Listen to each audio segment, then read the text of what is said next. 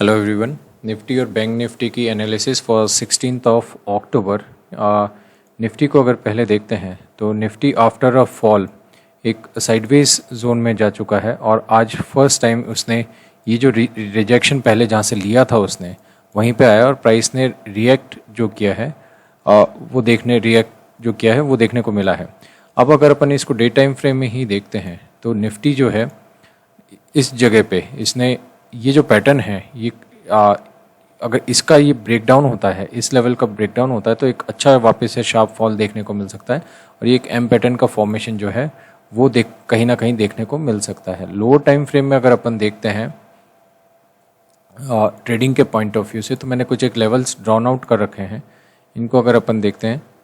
तो कहाँ पे ट्रेड लिया जा सकता है और क्या अपॉर्चुनिटी है, तो ये जो लेवल है 25,214 का जो लेवल है, यहाँ ये कल के वीडियो में भी ये जोन ड्रॉन आउट था और ये जो ग्रीन और रेड लाइंस होती हैं ये एक्चुअल में मैं वो जोन्स ड्रॉ करके रखता हूँ जिस पे प्राइस रिएक्ट कर सकती है। तो रेड मतलब यहाँ से रिजेक्शन आ सकता है एंड ग्रीन मतलब यहाँ से बाइंग की प्रोपेंसिटी जो है वो ज़्यादा हो सकती है। तो ये जो लेवल था एग्जैक्टली इसी लेवल पे निफ्टी ने आज गैप अप ओपन होता है। गैप अप ओपन होने के बाद एक शूटिंग स्टार कैंडल बनती है और जैसे ही इसका लो टूटता है पहले ही अपने गैप डाउन को भी रेस्पेक्ट नहीं करता और ये कंप्लीट जो ट्रेडिंग जोन कल 3 से 4 घंटे का था उसने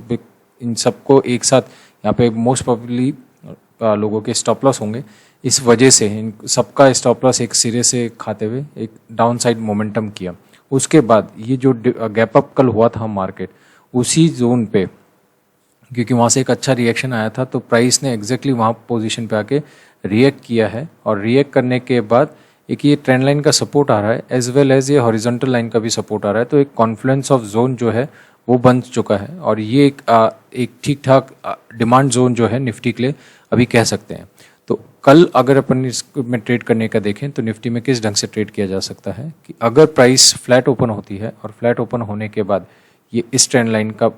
ब्रेकआउट करती है, ठीक है, तो और ये लेवल निकल के आता है नियरली अबाउट 25,080 के आसपास का, 25,080 या 90 के आसपास का ये लेवल निकल के आता है। इसके ऊपर ब्रेकआउट निकलती है, सब्सटेंशियली ब्रेकआउट करके सस्टेन करती है तो फिर अपन को एक नेक्स्ट टारगेट वापस से 25,160 और 25,200 का जो है वो टारगेट देखने को मिल सकता है, ठीक है। अगर प्राइस जो है गैप अप हो जाती है और गैप अप होती है इसी जोन के ऊपर गैप अप रहती है और प्राइस सस्टेन करती है तो अगेन अपसाइड एक मोमेंटम अपन को देखने को मिल सकता है और ये लेवल जो है 25,200 का लेवल जो है प्राइस आके टेस्ट करने की वापस से ट्राई करेगी, ठीक है। जस्ट इन केस अगर प्राइस गैप डाउन ओपन हो जाती है और गैप डाउन ओपन होने के बाद इस ट्रेंड लाइन का भी ब्रेक डाउन कर देती है तो काफ़ी हाईली लाइकली चांस है कि वो एक बार में नीचे आके, अगर मॉर्निंग का टाइम रहेगा तो एक बार में नीचे आके अगर मार्केट बियरिश रहेगा थोड़ा सा नीचे आए फिर वापस से पुल दे, इस पुल के ऊपर कोई भी बियरिश पैटर्न बने या बियरिश कैंडल बने, कोई शूटिंग स्टार कैंडल बने या एक माराबोजू कैंडल बने या एम पैटर्न बने यहाँ पे और उसका कोई ब्रेकडाउन होए तो फिर अपन को एक ठीक टारगेट देखने को मिल सकता है। पहला जो है वो नियरली अबाउट ये वाला जो लेवल है 25,000 का लेवल है, ये एक छोटा सा स्कैल्प ट्रेड देखने को मिल सकता है और उसके बाद में नीचे का जो लेवल है 24,920 का, ये यहाँ तक प्राइस जो है ट्रेवल कर सकती है। तो निफ्टी में एक बार प्लान वापस से रिपीट कर लेते हैं। प्राइस अगर फ्लैट ओपन होती है और थोड़े सा टाइम सस्टेन करने के बाद इस लेवल को तोड़ती है या फिर गैप अप ओपन होती है और यहाँ पे सस्टेन करती है, अपसाइड मूवमेंट देती है तो अपन को वापस से 25,200 का लेवल देखने को मिल सकता है। फ्लैट ओपन होने के बाद मॉर्निंग में कुछ टाइम स्पेंड करने के बाद इस ट्रेंड लाइन और इस हॉरिजॉन्टल सपोर्ट को भी ब्रेक डाउन कर देती है, 25,018 का जो लेवल है देखने तो तोड़ देती है तो अपन को फिर से प्राइस 24,960 पहला टारगेट और 24,920 दूसरा टारगेट जो है वो ये देखने को मिल सकता है निफ्टी के अंदर। अब बात करें अगर ये जोन भी एक बार में टूट जाए तो अगर काफ़ी बियरिशनेस रहेगी मार्केट में तो 24,920 का लेवल जो है वो टूटने के चांस हैं। पर उस कंडीशन में फिर अगर अपन थोड़ा सा हाई टाइम फ्रेम में देखें तो 1 आवर के टाइम फ्रेम में ये लॉन्ग ट्रेंड लाइन का सपोर्ट आ रहा है निफ्टी में, ठीक है। टिल द टाइम ये 24,920 का लेवल टूट जाता है तो ये एक सपोर्ट का काम करेगा और प्राइस जो है 24,800-850 के आसपास सपोर्ट ले सकती है। बैंक निफ्टी की बात करें तो bank Nifty compare to Nifty थोड़ा सा स्ट्रांग दिख रहा है और उसने ये जो रिजेक्शन जोन है वो कल ही नलीफाई कर दिया था और आज उसी के ऊपर सस्टेन कर रहा है डे टाइम फ्रेम में अगर अपन देखते हैं। लो टाइम फ्रेम में देखते हैं और इम्पॉर्टेंट लेवल्स को अगर ड्रॉन आउट मैंने जो कर रखा है उनको समझने की कोशिश करते हैं। तो प्राइस बैंक निफ्टी में प्राइस को अगर अपन देखते हैं, आज जैसे निफ्टी में था वैसे बैंक निफ्टी एग्जैक्टली ये वाला जो जोन था नियरली अबाउट 51,950 का जो जोन था, यहाँ पे एक गैप अप ओपनिंग के साथ ओपन होता है और उसके बाद में with in a single candle जैसे ही इसका लो ब्रेक डाउन होता है तो निफ्टी की तरह इसमें भी एक डाउनफॉल देखने को मिलता है। पर उसके बाद बैंक निफ्टी जो है डब्ल्यू पैटर्न बनाने के बाद यहाँ पे सस्टेन कर रहा था। सस्टेन करने के बाद हालांकि इसने इसको रिजेक्ट करा, अभी तक इसको ब्रेकआउट नहीं दिया है, पर फिर भी जो लो बनाए हैं वो सब्सटेंशियली इनसे हाई हैं। तो अगर प्राइस एक्शन की अगर अपन बात करें तो कल क्या बेस्ट पॉसिबल सिनेरियो रह सकता है कि प्राइस अगर